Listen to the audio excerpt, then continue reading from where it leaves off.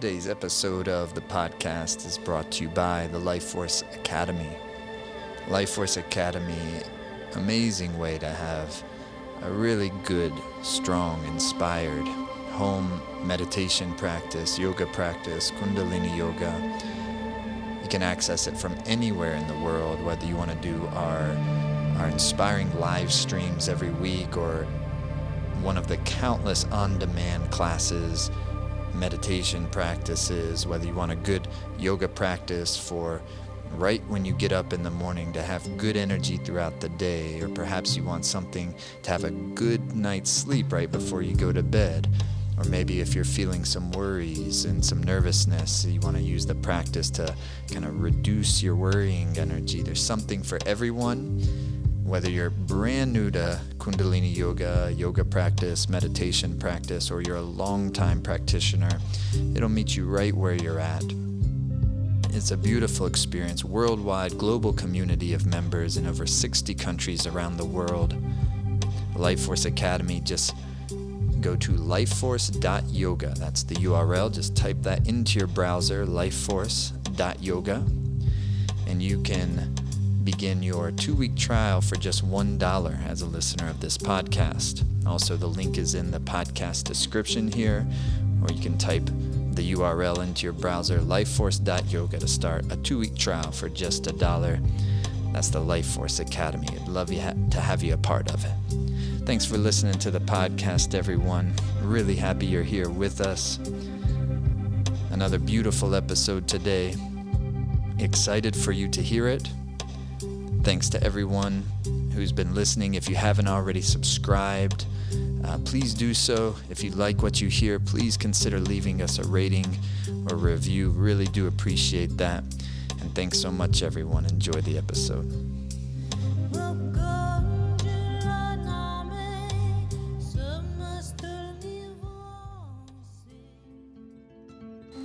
Hey, what's up, everyone? So today's special guest on the podcast is the wonderful author, playwright, teacher, Kamla Kapur.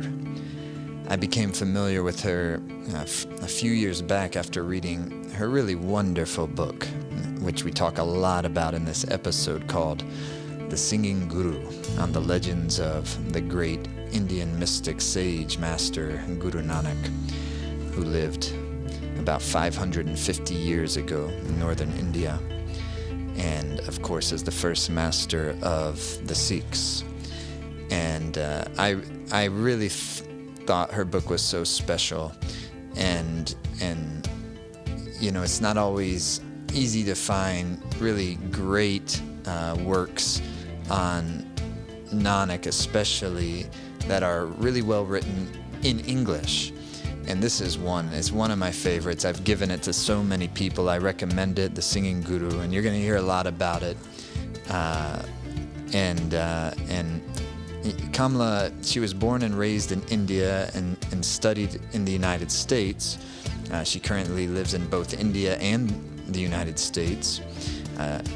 Her writing has included plays, novels, poetries, essays, and the reimagining of Indian spiritual writings, of which The Singing Guru is a part of. It's kind of a reimagining of the Jadam Sakhis, the legendary tales of Nanak that have been passed on from generation to generation to generation as kind of like a great oral tradition of the wonderful Punjabi and Sikh lineage. And also, the sequel to The Singing Guru has come out more recently, and it's called Into the Great Heart. Also a beautiful book. I recommend them both. Kamla's critically acclaimed books also include Rumi, Tales of the Spirit, reinterpreting the stories of the great Sufi mystic poet Rumi. Tales from the Silk Road, Rumi's Tales from the Silk Road, that is, Pilgrimage to Paradise, and one you may be familiar with, Ganesha Goes to Lunch. And also she has highly praised books of poetry, including Gift of Grief, As a Fountain in a Garden, and Radha Sings, erotic love poems. So check out her work, Kamla Kapur. I think you're going to love her. She's such such a beautiful spirit, and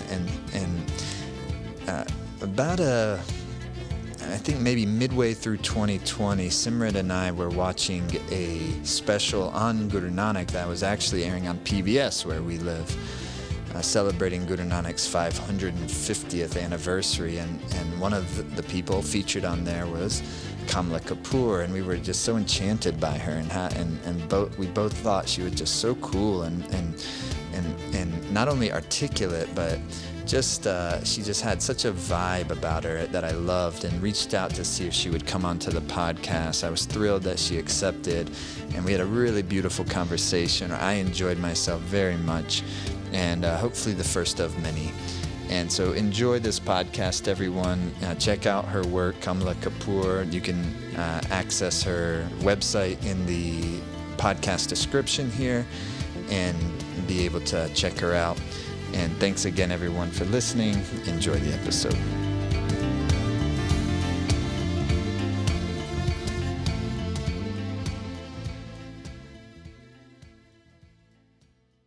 First of all, thank you so much for being here with me. I have, I think it's probably been a couple years. I don't know when The Singing Guru, your beautiful book, was released initially, but I think I read it. It must have been at least 2 years ago now.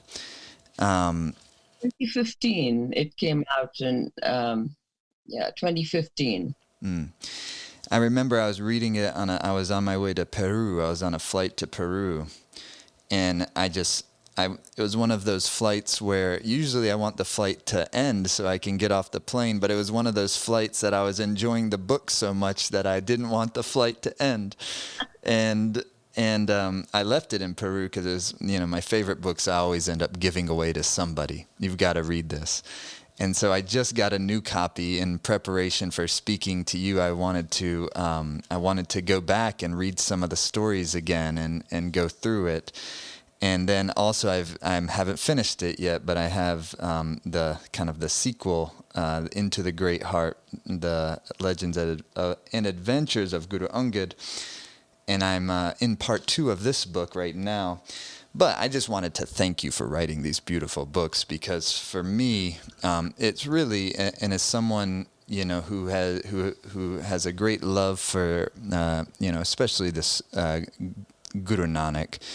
And the great stories and wisdom and lineage that was born through his life, and it just brought it to life for me in a different way.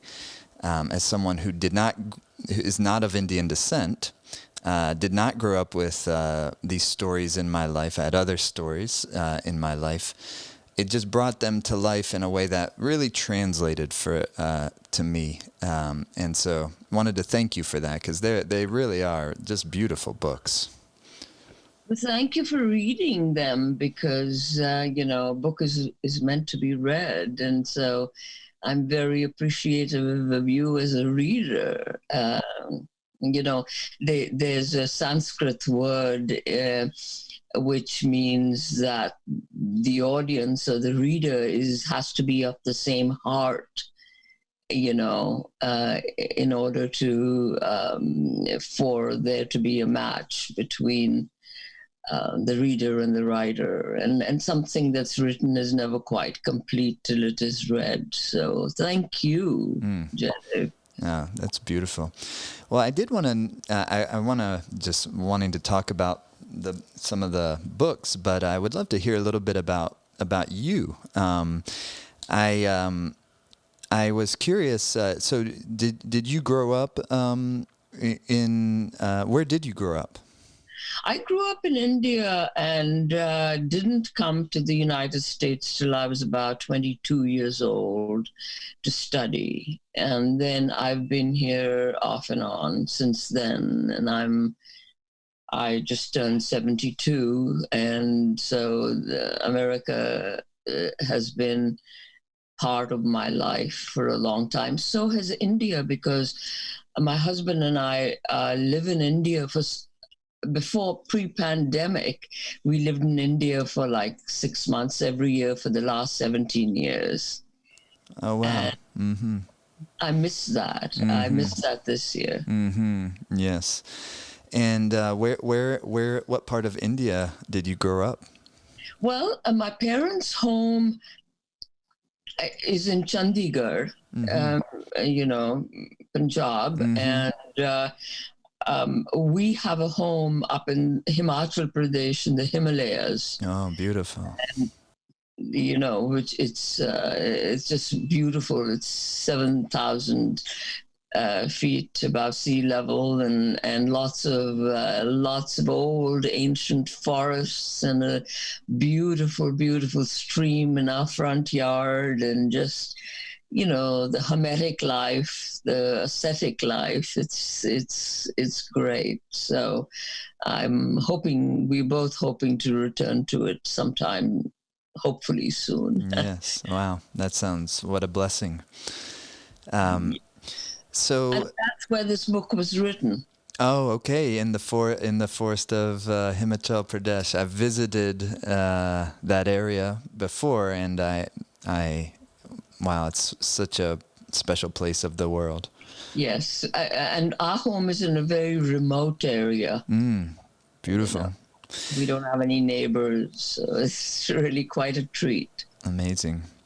Well, you mentioned in the introduction to the Singing Guru, you mentioned that you did grow up with these stories, and that they've always been a part of your life. What was it that inspired you to birth this book, The Singing Guru? Well, I've written. I wrote 2 books before this one from the previous from 2 different traditions. I wrote one from the Hindu tradition called Ganesha Goes to Lunch, and then one from the Sufi tradition. I've actually written 2 from the Sufi tradition. I always wanted to write this book, but my publishing history took me in these other directions, and I'm very glad that they did, because I truly believe that Sikhism is so eclectic, that I have to, that there are many ways of getting to God, Yes. There are many paths, and that's what the Sri Guru Granth Sahib is all about. We have shabads and hymns from, Hindu saints and Sufi saints, and so I'm very glad I did that, and then it was really time for me to write this book, and so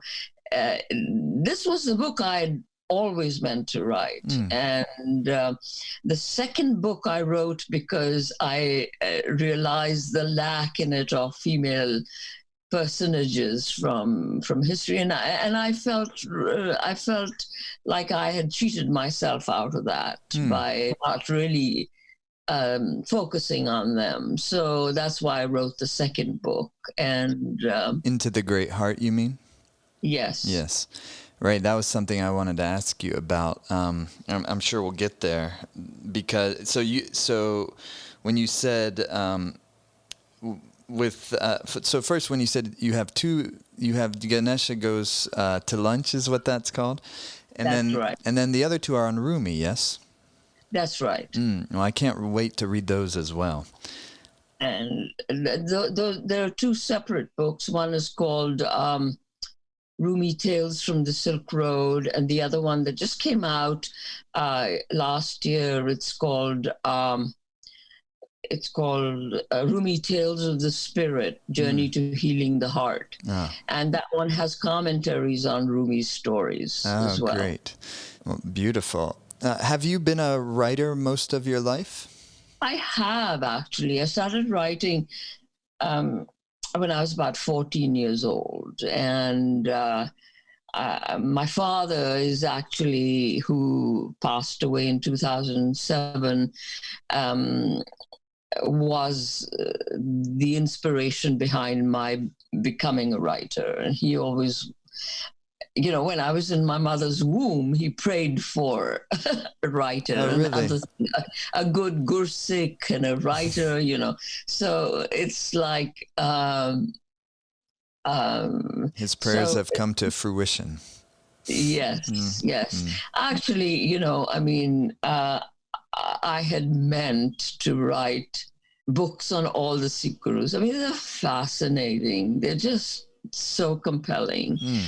But I don't know how much time I've got left. So I've got a third book in the offing, which is about a third done.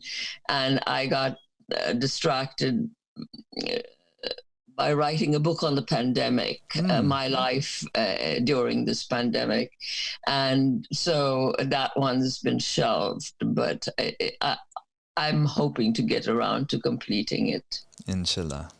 And the third book is, this book, the Into the Great Heart, the subtitle is a little misleading because it's mainly about Guru Nanak and Guru Angad.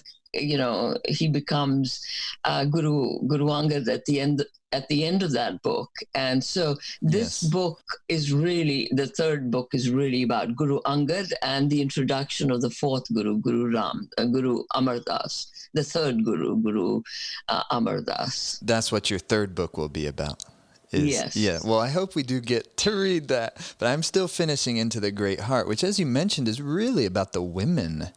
Largely, it does. Is that what you meant by the subtitles misleading the legends and adventures of Guru Angad? Yes, because it's really about Guru Nanak's journey and Pai Lena's journey. He doesn't become Guru Angad till the end of the second book. Mm-hmm. Yeah, I want to just pause right here for a quick moment, just because I know we'll have a lot of people listening to this who are familiar with the characters or historical figures we're talking about, and also many people who are not. So just to kind of backtrack a little bit, The Singing Guru is your book about Guru Nanak and then his successor, the second book, Guru Angad, but also really about the women in these stories. When you were beginning to really envision the writing the Singing Guru, and trying to take these historical tales, and one of the reasons, as I was previously mentioning, one reason I was so grateful is it is sometimes, I think, difficult, especially like English translation and bringing these stories to life in the English language is a little bit rare, I think. We have like the McCullough writings of what were those books called? The History of the Sikhs. Yes. But written, quite some time ago. And so can you describe for people the kind of the tales, the legends of Guru Nanak and how those are, and how those have been traditionally passed on in the Janam Sakhis? Could you give a little bit some historical context for people that I think will help us understand your book a little more? Yes. The stories about Guru Nanak, some of them have been written down, and there are a couple of stories that were told to me orally that I didn't find anywhere else. And they come down to us from the oral tradition, though Macauliffe, and you mentioned him, wrote down many of these stories, and many of the Sikh historians also wrote them down. Most of these stories, any person coming from a traditional Sikh background is familiar with these stories. And the Singing Guru Nanak, was a traveler. He had a wanderlust. He wanted to go he traveled everywhere by foot, by bullock cart, by boat, and he wanted to see the world.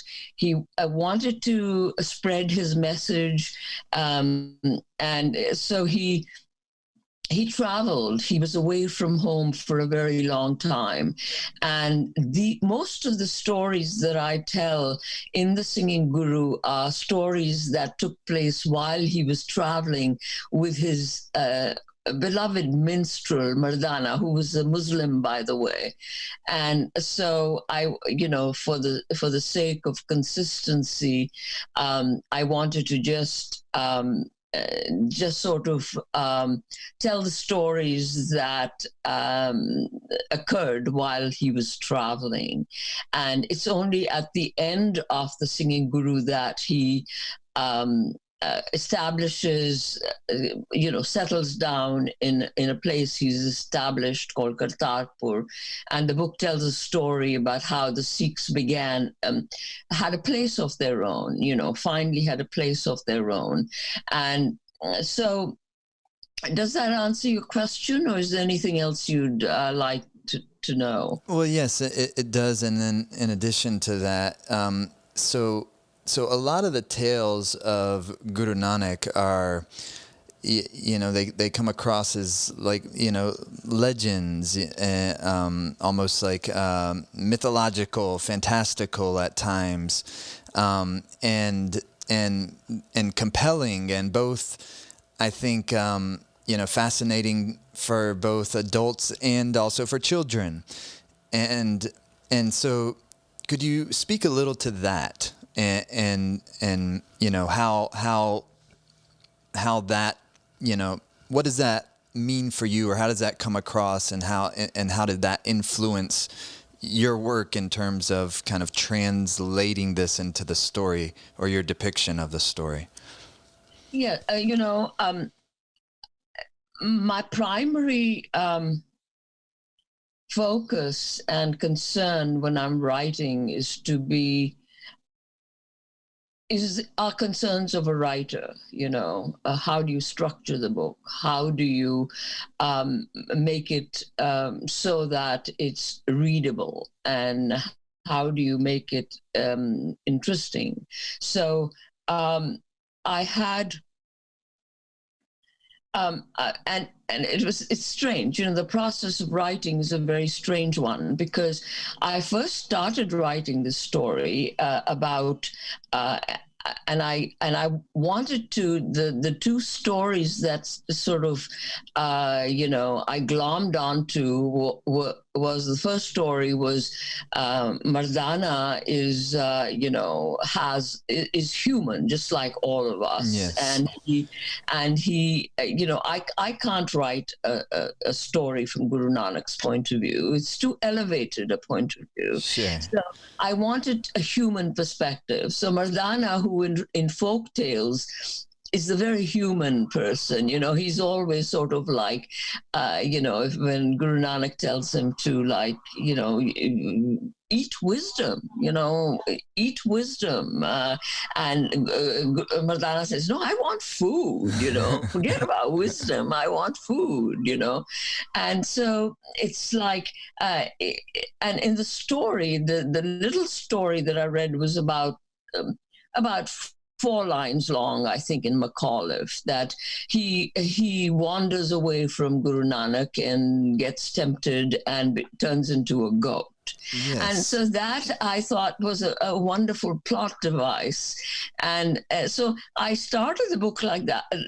And then I had a terrible writer's block, because I said, the Sikhs are going to object to this. I was curious. They're gonna say, why are you making Mardana so very human, and why are you making him lustful and greedy? Mm-hmm. So I sort of stayed with that for about half a year, and then I just said, I've got to do what I've got to do. So I went back to that story and spun it out so that it sort of, at the end of the first part, he becomes a human again. I mean, the idea that we are three-layered is very important to me. You know, we are animals, we are humans, and we are divine. Yes. And so that's the journey that Mardana embodies. You know, he becomes an animal from a human. He becomes an animal.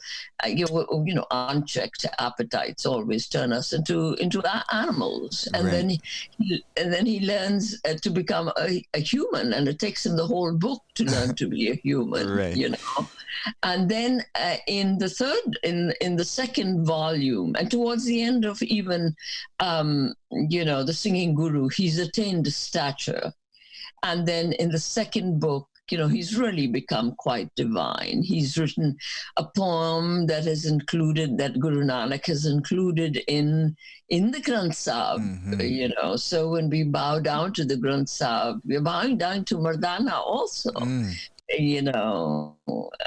Well, it makes the story so relatable, because we become, as a reader, I feel like I become Mardana in a certain way. Like that's who I can. And as you said, who could write from Nanak's perspective, like a Buddha being. How does one even? That's his perspective is unfathomable to you and I. So to have Mardana as really the mind in which we are, metabolizing the stories through, that's what made this is so rich and fun. But that so everyone following along who haven't read the book yet, and it's not a spoiler alert. It's really the setting of the plot as that's a really. I was curious how you said it was only 4 lines in Makala where Mardana is turned to a goat. So for people listening, he is the book is opening and he had been already traveling for many years with Guru Nanak, as his minstrel, his musician. But all his desires, he hasn't seen his wife in so long, and all his desires are inflamed inside of him, and he's like, I'm done with Nanak, I'm gonna take off, and he encounters these beautiful women who end up being sorcerers and turn him into a goat. And so many of the stories that he's telling in the first half of this book are him telling it to the other goats. But it does create a very kind of interesting, and the way you explain it, like the animal nature, that really didn't occur to me too much, but that makes sense. So you decided to take that context or how of Mardana having been turned into an animal form to tell many of the stories. Why keep him as a goat throughout that? That was something you felt intentional about? Well, you have to have a structure for the book. And so Mardana also becomes a storyteller, because it's the goats that need more of a perspective. The goats need to be redeemed. And there are, of course, some goats that aren't redeemed, but there are quite a few who are, and they're redeemed through these stories because, stories are a very, very powerful tool and instrument for both entertainment and instruction. So, it's the goats that are most in need of this kind of instruction, and actually all of us are, Yes. We, even as humans, even as, people who are higher up on the ladder or whatever, we need constant reminders. We need, that's what your wife's name means, Simran. Yes. Simran is remembrance. It's the most difficult thing to do in life, and it's the most necessary. because we get so bogged down by being human, and so bogged down by our appetites, and so bogged down by what we're not getting out of life and our own unhappiness, that we need to remember so many things. And so Mardana ends up being a reminder. He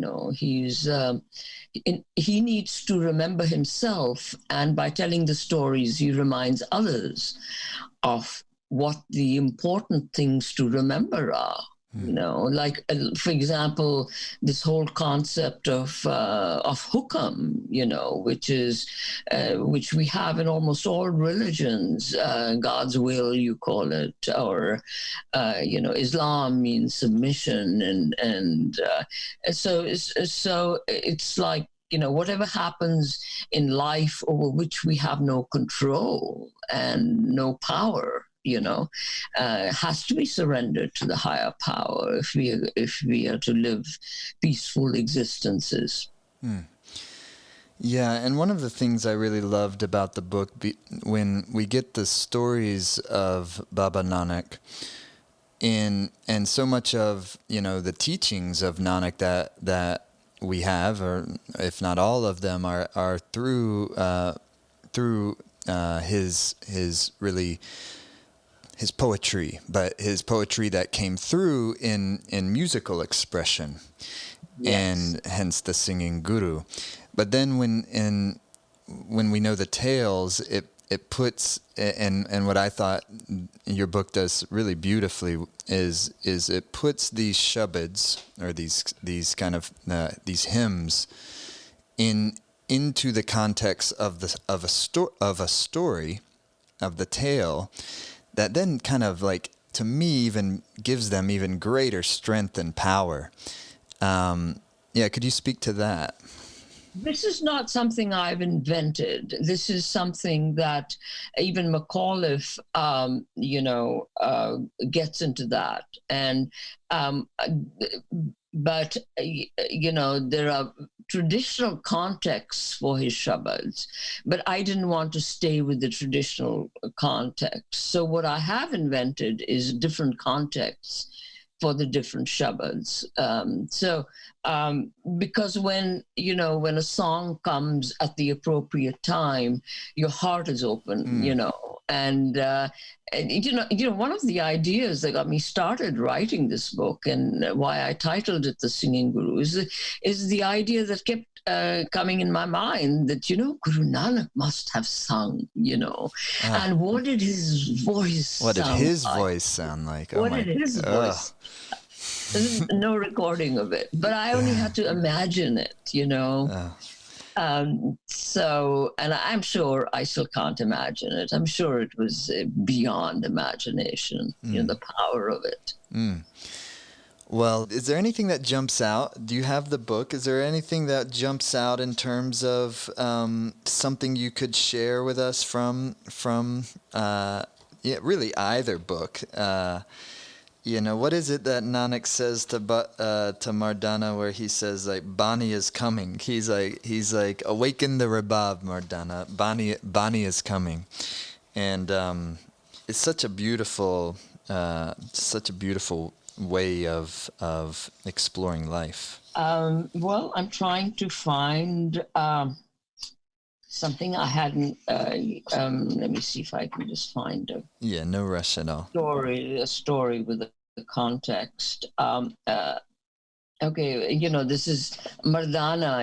He, again, being a human, and he wants all the things humans want. He wants money. He wants a house. He wants his wife and his children and everything. Good food. At the end of the book, when Guru Nanak establishes the city of Kartarpur, which means the city of God. People said, call it Nanakpur, but of course Guru Nanak is totally surrendered to God and doesn't think about his own ego. When after he dies, people want to construct mausoleums and temples and all. He doesn't want any of that. He's a free spirit. He doesn't want to be confined in any of this. So there's this, Baba wanted Kartarpur to be communal property where everyone had his or her residence. But Mardana changed all that. One day while Baba was surveying the land, Mardana arrived with a rabab on his shoulder and said to him, Baba, I have always been obedient to you when you said, Mardana, rabab chair, awaken the rabab, Bani ai hai, the Bani is coming. Now I want you to play the rabab while I sing Bani Ai Hai, So Baba smiled, took the rabab from him and moved to sit under a nearby kikar tree. Mardana started with the alap of Rag Dhanasri. Baba closed his eyes and accompanied him, knowing full well what was coming. Mardana shut his eyes too and communed with God in a sweet, humble, unabashed and heart-to-heart way as he sang Saint Dhanna's Shabad. And this Shabad is about, in Punjabi, it's Gopal Tera Artha. In Hinduism, they do an arti around their idols and ask for things. So this is a Sikh version of it, and it's like he says, Lord, you who straighten out the lives of your devotees, this is my worship, this is my song. I beg you, give me the following things so that my mind and body are pleased and at peace. Make sure I have lentils, flour, and ghee, shoes, fine clothes, and grains of 7 kinds, please. A milk cow, a water buffalo, a fine Turkish horse, and a good woman. Dhanna begs you humbly for these things. So Baba also sings along with feeling, and it was a sight, the saint and the artist sitting in the shade of a tree, asking God joyously, unabashedly to provide for their creaturely needs and comforts. So, and that ends up happening, and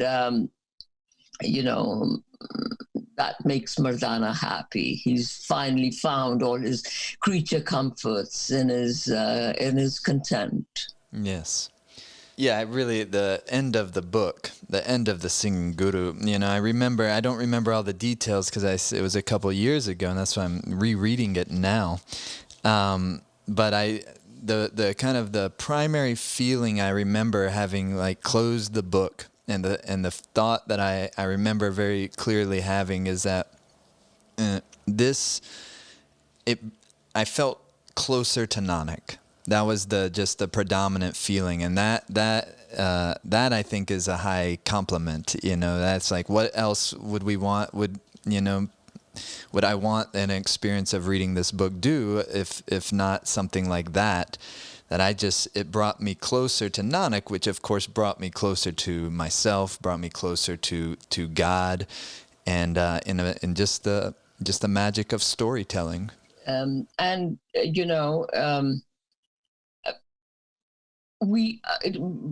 When you say it brought me closer to Nanak, brought me closer to myself and to the divine, every time we sing a Shabad and end with Nanak says, we become Nanak.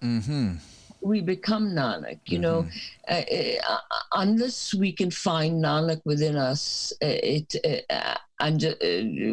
just remains a historic character, So that is the challenge, to find these good, and all the hymns and all the Shabads do that. Yes. You just have to sing one or listen to one, and And I was sort of prepared for writing this book long before I wrote it. In 1993, I was married to somebody who committed suicide.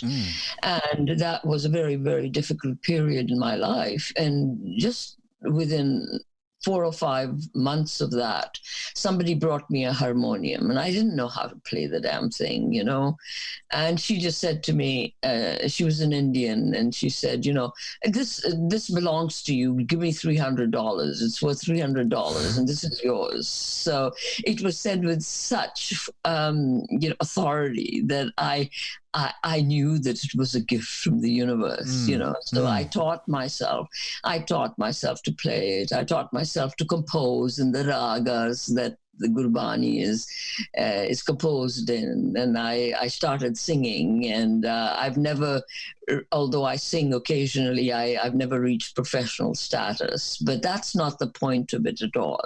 It's just singing. It's just me and Gurbani, and it's me and God, and that's enough. That's more than enough.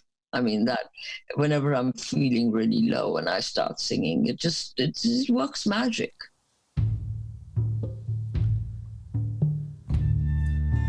Just taking a very quick break from our conversation here to tell you about a couple of other episodes of the podcast I think you'll love. Check out the life adventures of Tenzin Bob, the life story of Robert Thurman, one of my favorite people. He's truly an American treasure, one of the great scholars and interpreters of Tibetan Buddhism in our world, and also close friend of His Holiness the Dalai Lama, the first Westerner to become ordained by His Holiness in the early 1960s, and has been a close friend ever since. A totally fascinating life story, such a beautiful person, and it was really wonderful to have his story shared on our podcast. So check that out, The Life Adventures of Tenzin Bob, full of entertaining stories, so much wisdom, so much heart, so much love, and also pretty psychedelic and fun. And another episode I think you'll love is the episode with Wasfia Nazreen, another powerhouse woman, such an inspiring sister. She is the first Bengali and Bangladeshi woman to hike the 7 summits, the highest peaks on the 7 continents. And she did that as an activism campaign to help bring awareness for the strength of the women of her country of Bangladesh. And a really inspiring story. So if you're looking for something to listen to lift you up, to give you strength, to also help you kind of connect to your own deeper purpose in your life, I recommend both those podcasts and so many others on this show that I think you'll love. Check them out. Also check out, again, Life Force Academy. Don't forget, start your $1 trial if it's something you feel called to have some good exercise and meditation practice that you can use on the daily, even if it's just a short amount of time, or you want to take more in-depth classes and really learn the art and learn the science, yoga, meditation, dharma practice. There's something for everyone. Go to lifeforce.yoga to begin your $1 trial to the Life Force Academy. And now back to our conversation.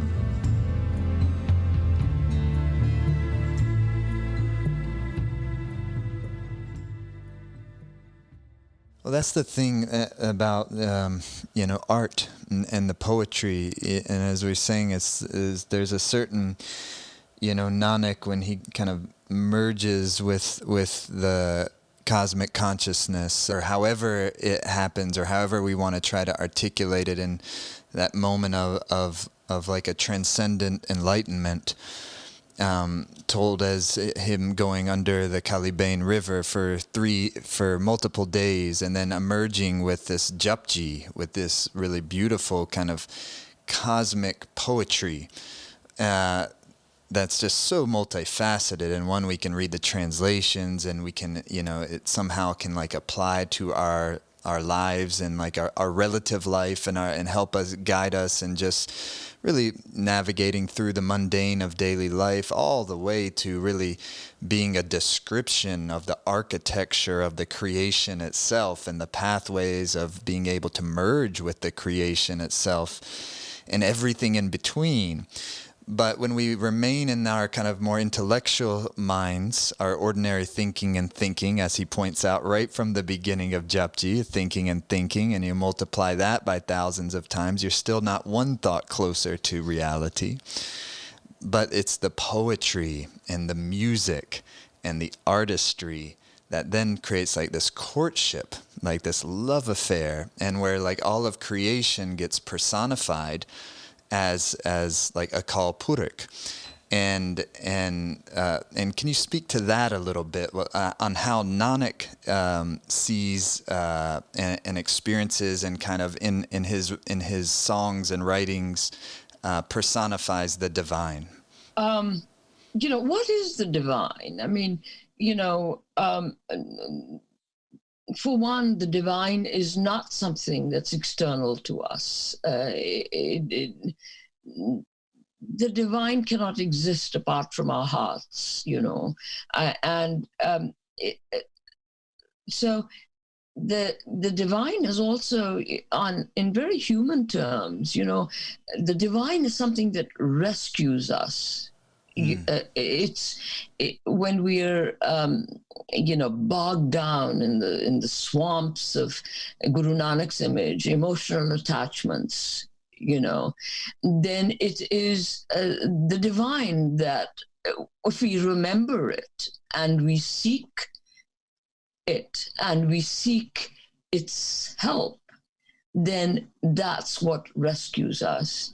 And Guru Nanak is divine because Guru Nanak's Bani rescues us over and over and over again. Even if you know the jap you recited by heart 1,000 times, every time you'll find something in it that rescues you.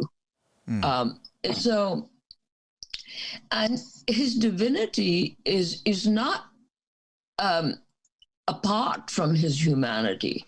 He is a human like us who has transcended his pure humanness, the creatureliness, and in doing so, he has created a ladder for the rest of us to follow in his footsteps. He shows us the way. And so that is what I can't think of a better description of divinity that isn't intertwined with our whole beings.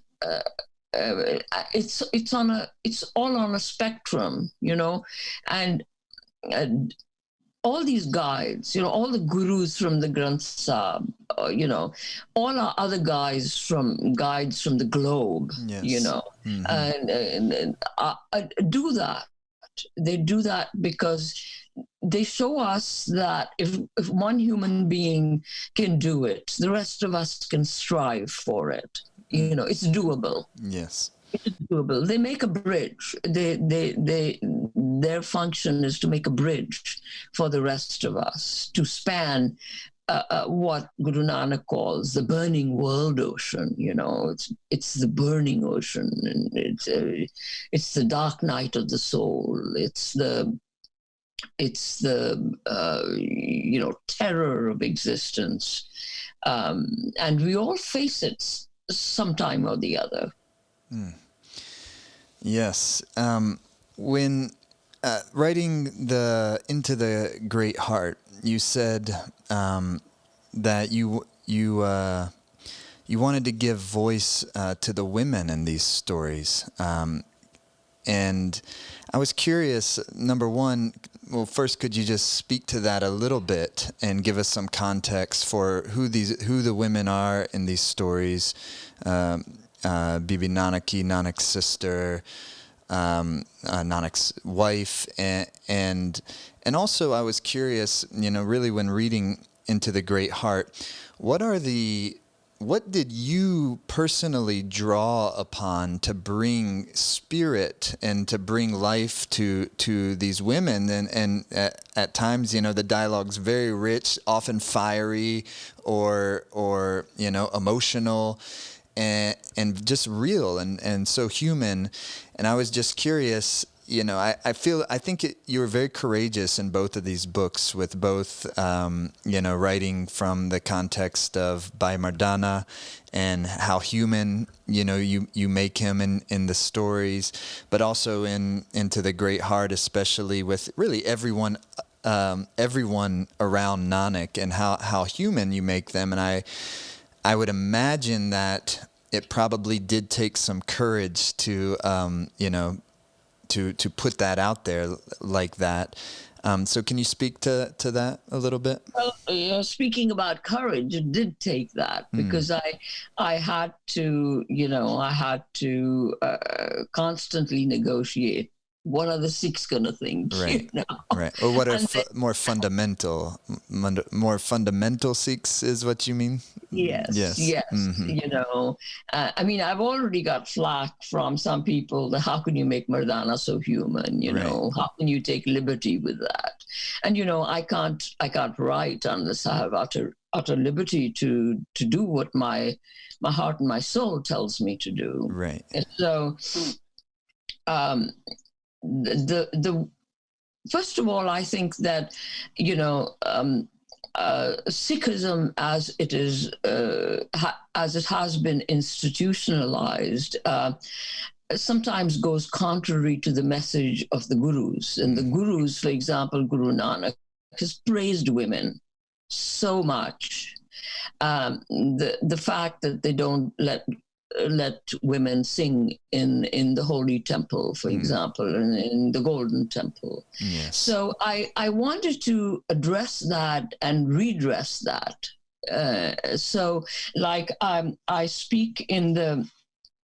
I write in the preface, in the preface of Into the Great Heart, and I'll just read it out. Please. There are many hints in accounts of Guru Nanak's life of Mata Sulakni being a shrew. As the, and Mata Sulakni being Nanak's wife. Mata Sulakni is Nanak's wife. We have to remember the consequences on Guru Nanak's wife of his being an absent husband and father. Mm-hmm. He was gone a lot. He was traveling for many years while he was on his journeys.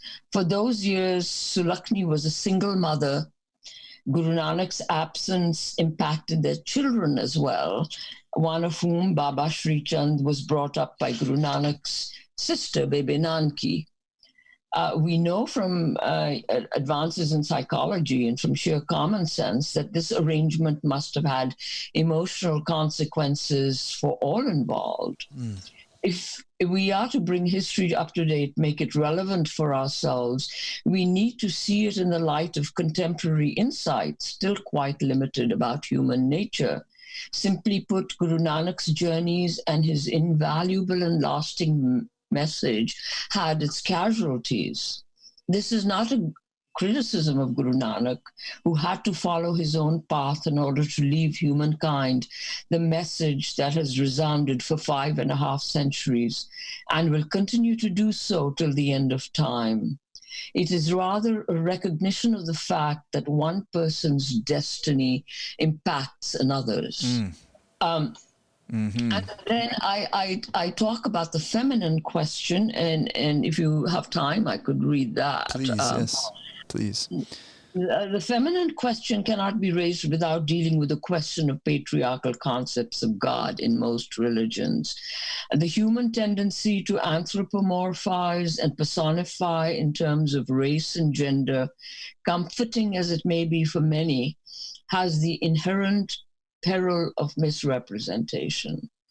personification of the energy we call God, so necessary for sense-bound humanity, is not only erroneous but dangerous without the understanding that is only a convenient representation of the inherent mystery, awesome energy and power we sense around and within us. Guru Nanak made this very clear that that the Godhood is beyond our conceptions, beyond representation, beyond visualizations, although we do visualize, because we're human, we visualize God as Akal Purakh, or, Mat Pita, Mother Father, Mother Father God. So, evidence of the dangers of falsification. Well, I'm going to skip this. Failure of language and the inadequacy of translation are mainly to blame for our images of God as male. Language is not only an expression of thought, it influences thought and thereby our realities. So if you keep saying he about God, then it influences us. So Gurmukhi uses far fewer words than English, which is heavily dependent on all sorts of pronouns like he, himself, herself. So no gender-bound and gender-neutral pronouns exist for those energies that have no gender. So the word awaits a coinage that can reflect that. So, and I go ahead to say that in the Japji contains very few pronouns. The words tis, tu, tise, aap are the words that he uses. Sparingly used are gender neutral and address the supreme entity as you. So it's a direct connection. It's not just he, or it's you. So what is often getting, because that's, something I was alluding to earlier, is it's sometimes difficult, when getting, for instance, English translations, especially there's been so much colonization across the board, including, northern India.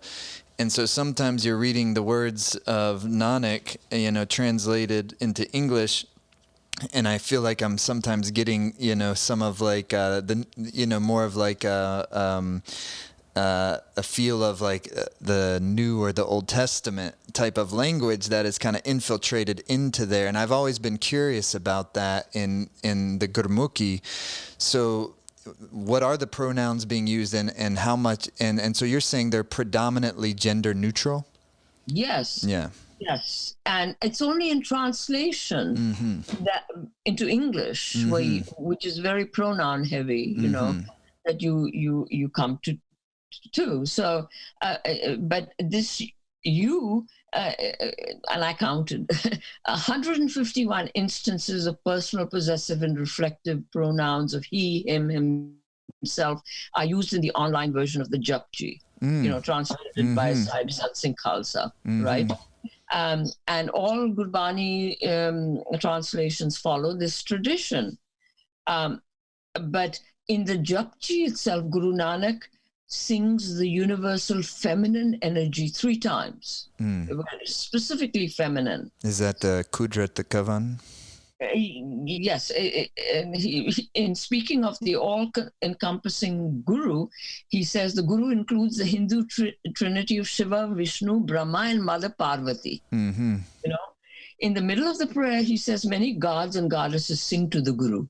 So the Akal Purakh goddesses also sing to the Guru.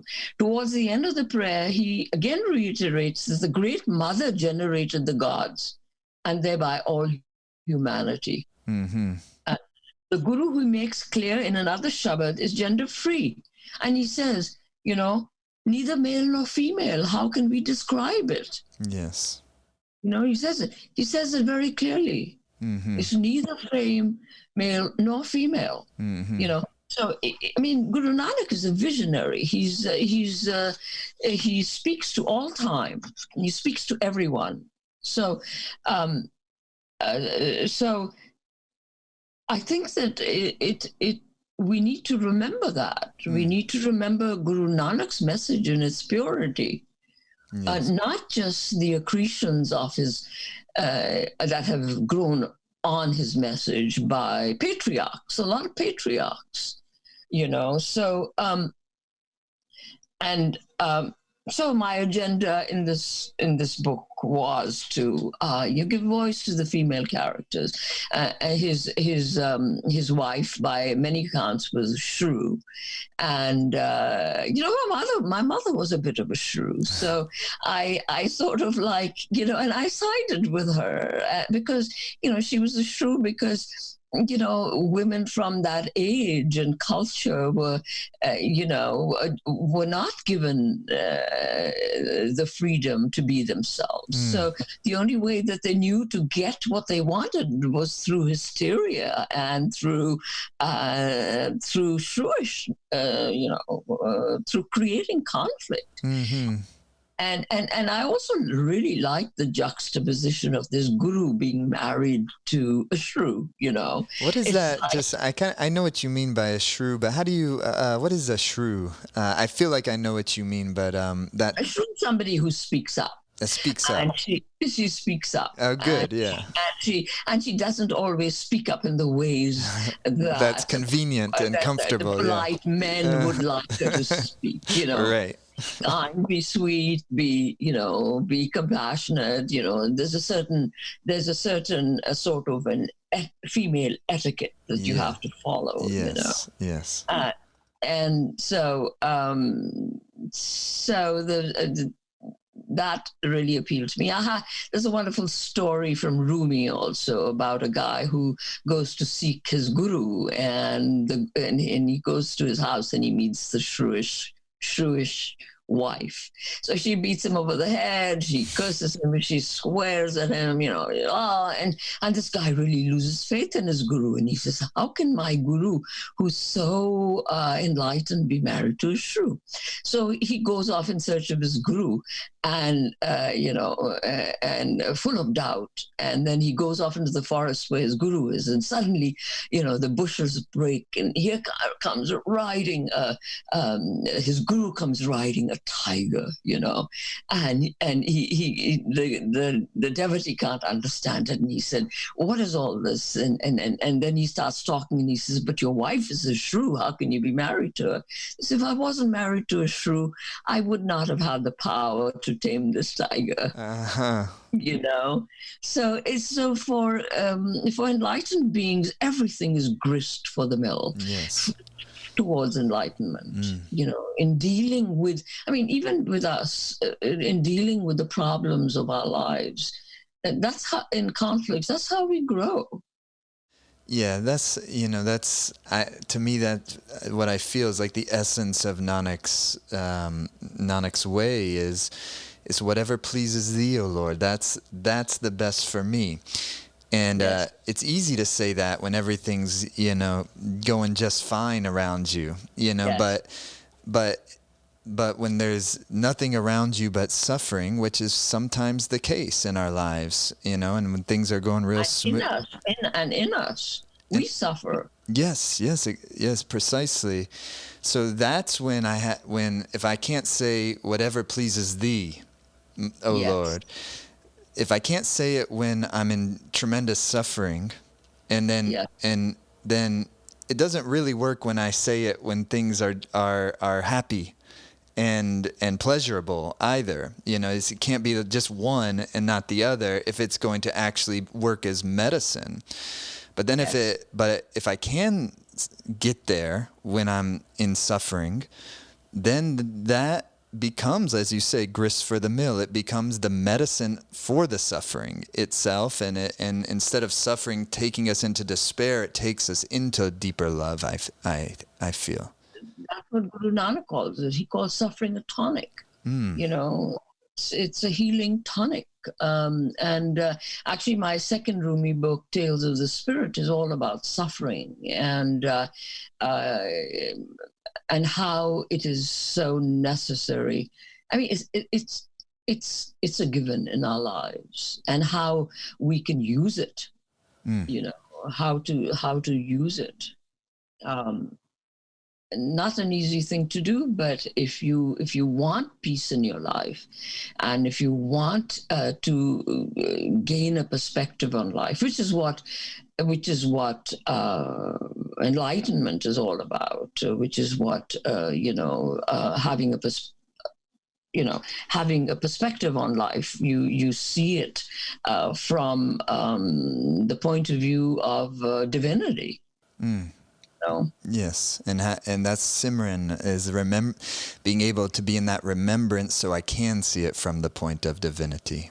Yes. So if you do Simran, then it becomes a part of you, and it comes to your aid when you need it the most. Right, right. As opposed to not having built that up, so you don't have to look for it too. You can't find it because it hasn't been. I haven't been generating it when things are, on a more consistent, like a practice.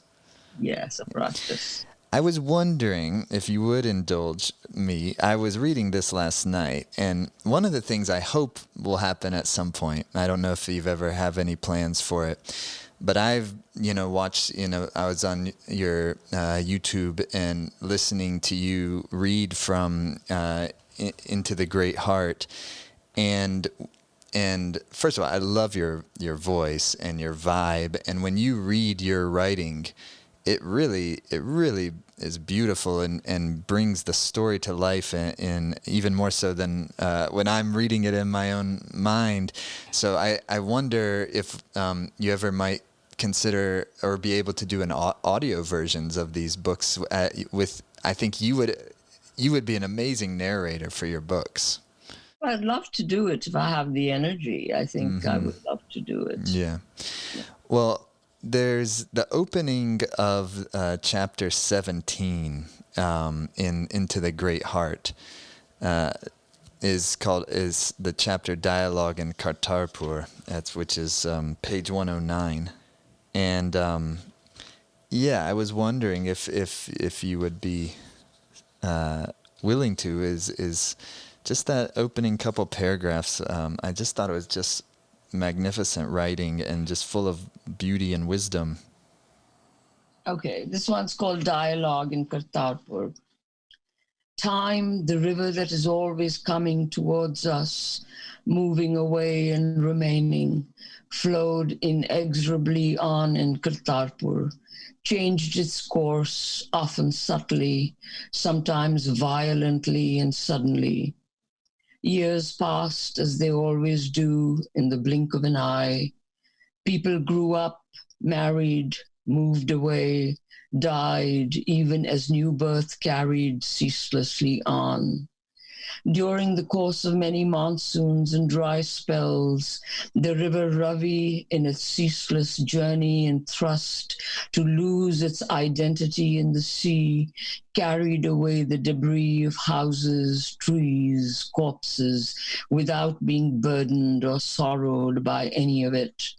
The seasons, too, spun out with the turning of the earth like a spindle or a lathe, recurred, stayed, moved inevitably on, and just as inevitably returned. It all happened imperceptibly, beyond the comprehension of eyes, like the rhythm of the day from the first ray of light to its blossoming into noon, its decline and muting into the glow of dusk, then disappearance into the folds of darkness, the stars, the planets, and the moon wheeling silently, ever silently, into day again. Gorgeous. Well, I hope people will, I'm sure they will, dive into these beautiful books. I was, when you're writing something like that, it sure feels as I'm reading it like that must be, it feels as if it's being born as you're writing it. What is that process, that creative process like? Well, don't let it fool you, yeah. because, I strive for a seamless style, but sometimes it takes work to get there, but I'm helped along the way. Mm. You know, I know where I want to get, and it takes a few rough drafts to get there. Um, it's not just.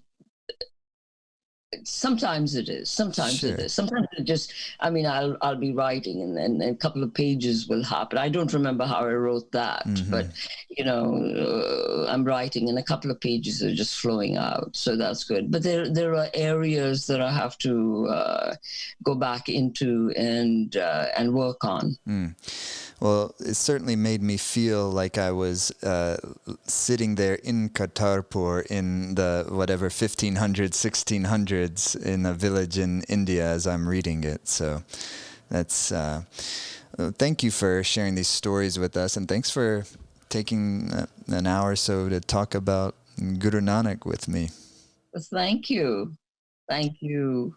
And I'm looking forward to finishing Into the Great Heart, and then also reading what is the Rumi books from the Silk Road, Tales from the Silk Road? That's 32 stories from Rumi. You know, people think of Rumi as just a poet, but when I was reading the Matnavi, which is the source, the 6-volume source of Rumi's works, I realized that he was a magnificent storyteller. So the first book is 32 stories from Rumi that I've reinvented, recreated. You know, Rumi is very difficult to plow through. You know, he'll start a story and then he'll drop it, and then he'll pick it up in the middle of the second volume, and then it was, but they're very rewarding stories. So I put them together, and I've sort of reimagined them and recreated them, and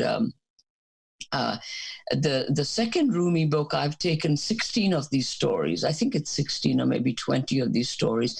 And after each story, I've written a commentary on it, which relates it back to my life and to things in general, and in order to guide the reader through the stories and how they apply to us, how they apply to me, and in my life and others that I know.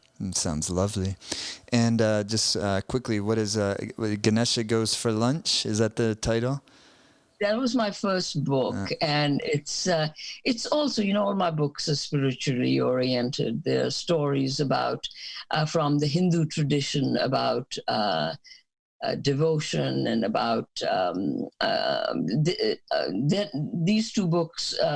The two Sikh books are novels. Those are basically individual stories from like the great epics of India, the Mahabharata, the Ramayana, very obscure stories that I have developed, some that I heard orally from some people I knew, that I've developed into stories. That book is currently has been optioned by somebody in Hollywood to maybe serialized. So it's in development now, and let's see what happens when the pandemic is over. So that book has been in print since 2007, and is the more frequently bought book of my books. Okay.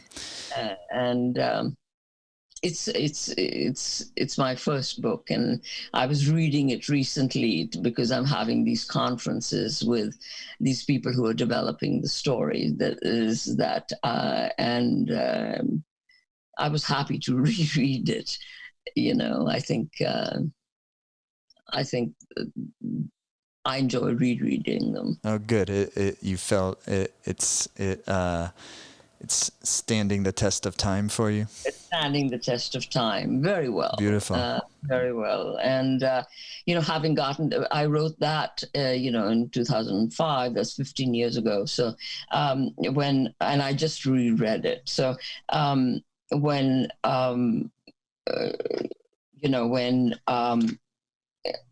I was reading it on a day when I didn't particularly feel like I could write anymore. Mm-hmm. I'm too old to write anymore. And so it was like, my God, how did I pull that off? Mm-hmm. So, but, but I just have to be patient with myself and continue to write. It's how I'm held together. It's my dharma. It's my karma. Yes, beautiful. Well, very grateful for all that you've written thus far and that we have to enjoy and learn from. Thank you so much. Thank you, Jaydev.